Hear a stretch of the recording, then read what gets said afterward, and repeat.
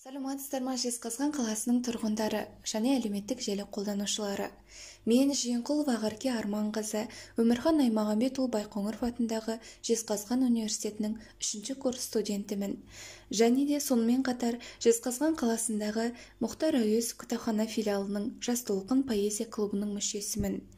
Жеңістің 75 жылдығына орай ұйымдастырылып отырған ерлік жырын жырлаймыз атты поэзия марафонын қаһарман шұғыладан қабыл алдым. Және де осы марафонды қала тұрғындары сіздерге жолдаймын.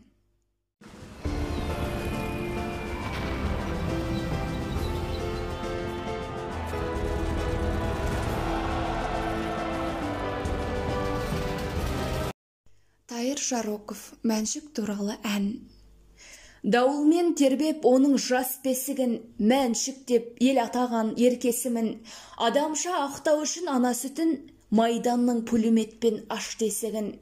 Максимін басқан сайын бас бармағы, жаулардың өлік болды жастағаны.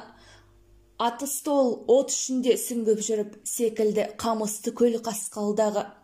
Ай өткен, жылдар өткен, ғасыр өткен, жеңіспен майдан бітіп жас ер жеткен, ерлігі ел жүрегін тебіренткен, ұрпаққа ұран болып Мәншүк кеткен.